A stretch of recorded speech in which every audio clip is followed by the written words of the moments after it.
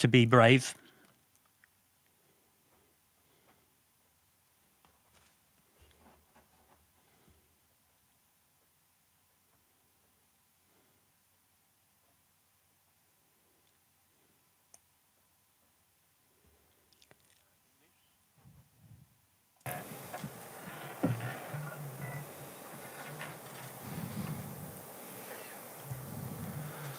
Monsieur Galthié, Jan de Koning, Rugby 365. If you have to pick one moment in the match which turned the match, on which the match turned, what would that be?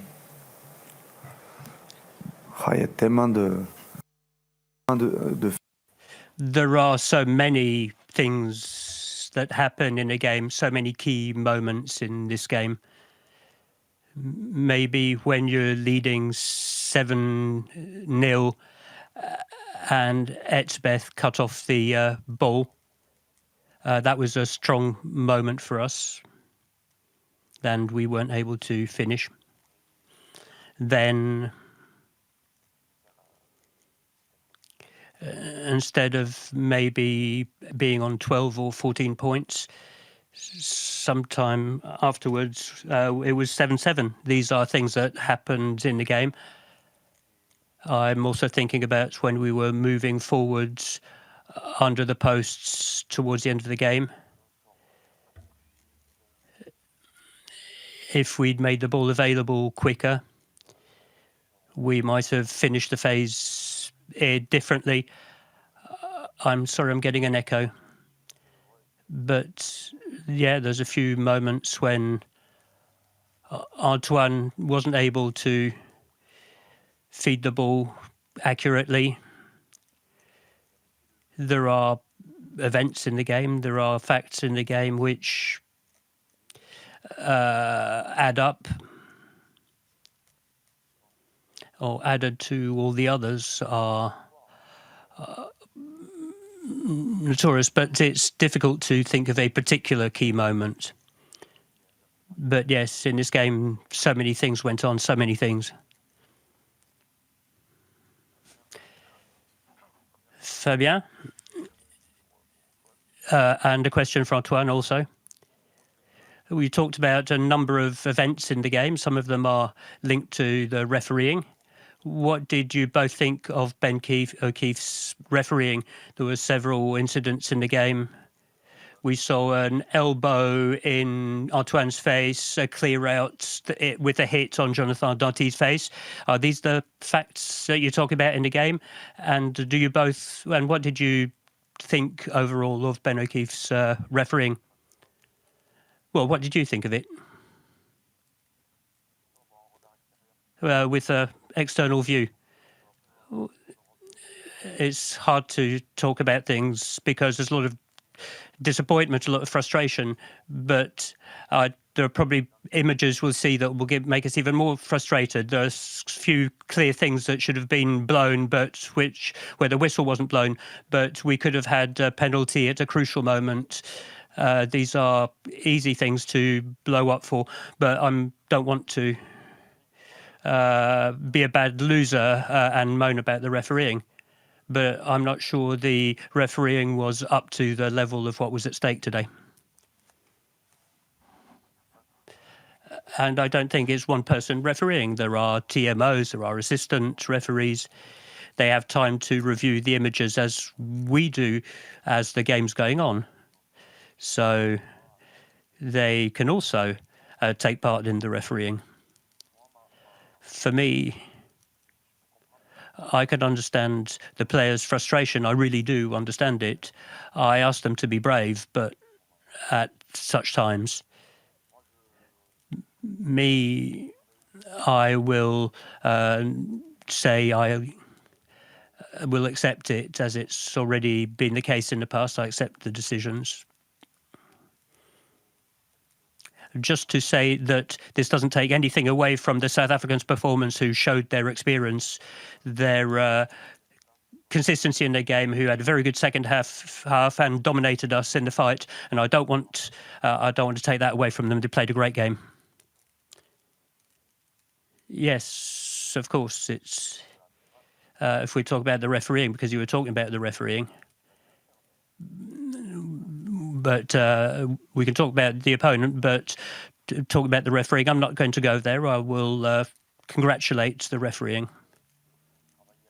We've worked with them before the World Cup, but during the World Cup, we worked with them this week to try to play along with them, and we will continue to work that way.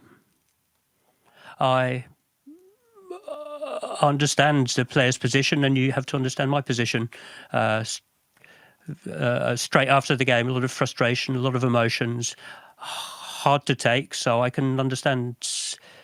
We talked about it briefly, and we all watched this game, but especially to congratulate the South Africans, this team and their staff, and to wish them to continue their progress with respect and fair play. Yes, good evening. Axel from Europe 1 on your left. I remember there was also what you call the arrow of time, saying here is where we want to go, and regularly you told us we are where we want to be. So this evening you're obviously not where you wanted to be, but beyond the disappointment, is there already some analysis? Are you already looking into the future? Is it a bit too early? Well, it's hard. I can understand your question is about this vision that allows us to work consistently with a methodology with the players to make them grow. We wrote for 4 years, we wrote a beautiful page of the history of French rugby that the players can be proud on. The players can be proud of. The players can be proud. The staff can be proud. The French Federation can be proud. And we can also be sad tonight because of the result. And of course, the arrow of time is a metaphor. It enabled us to have a very clear vision.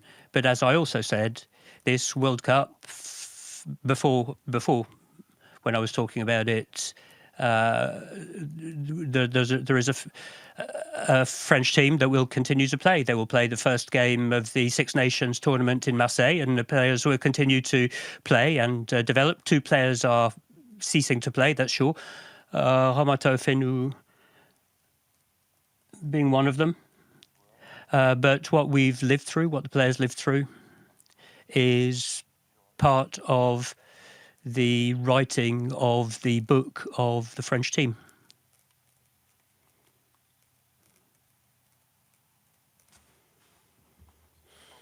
Good evening, gentlemen. First of all, thank you for the emotions, for everything you enabled us to live. A question about what was said in the changing rooms just after the game. So your speech, Fabien, and your speech, Antoine. I didn't want to, there are intimate moments. I'd rather these things remain between us. I congratulated the players. I've congratulated all the people who worked as part of the French team, including the staff. And I asked them all to be brave, as they have been for the last 4 years. That's a summary.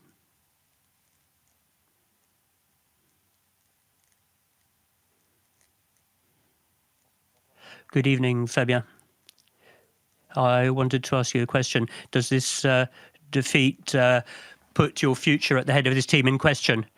Well, no. I've got a contract until June 2028.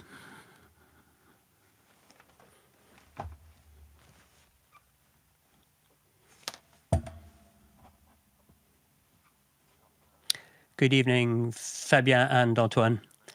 If I'm not wrong, your first knockout game in a large competition, well, for this generation, is that what made the difference perhaps tonight against South Africa? That's hard to say, but it's true that it's our first knockout game, our first important meeting, and we didn't succeed, and we didn't leave with a victory, even if we didn't even if we played a good game. We played a big game in terms of intensity, in terms of content, but unfortunately we didn't win. And of course, that will make us learn, we'll gain experience from it, but today, in the present, it's hard to take. there's a lot of frustration and disappointment. But in the future, we will learn from this kind of game. Good evening, gentlemen. Antoine, to talk about the game and of this ending to the game, did you hesitate to go for touch in a field rather than taking that penalty to score a try? And yeah, the question arose. We watched the scoreboards. There was still 10 minutes left. We knew that we could get back into their side of the field and give ourselves a possibility to score with our forwards and the defence on the mob. So we took that option. But we can always talk about the choices, but at the time it seemed to be the right option.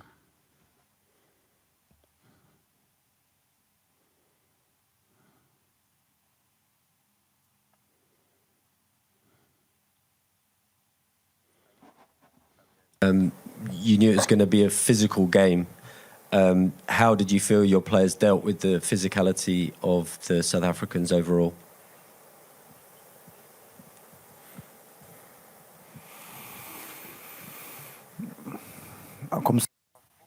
Like that, in the heat of the moment, I thought we were largely equal to them. We had some very strong moments. We didn't always convert them, and there were other times where the South Africans were on top. But really, I felt that we matched them. I haven't got the stats or the data in front of me because it was a very loaded game in terms of sequences and match events, so I can't go into detail. But the feeling I have is that we very much matched the South Africans with strong moments and weaker moments, of course.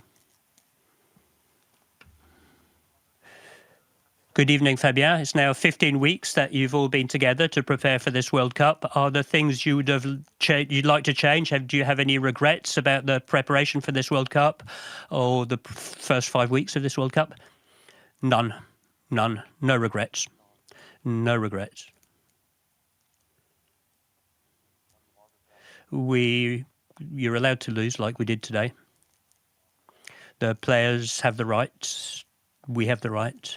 I think we did everything to optimize our potential. We optimized it. We also dealt with all the events we had over the last 15 weeks.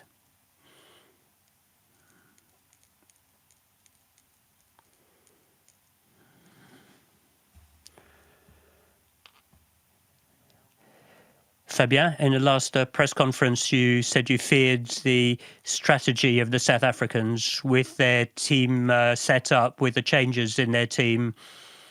Is that how you analyse this defeat, that their finishing team, for example, managed the game better? Well, they were able to take the lead at a key moment. And it's true that until the end, we were faced with, we were trying to take the lead back. These are games that are played,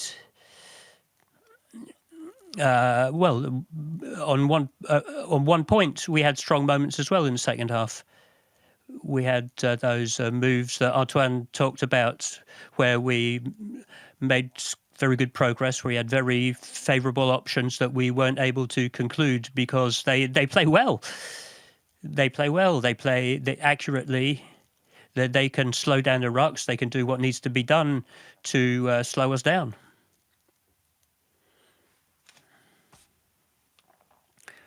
Thank you very much.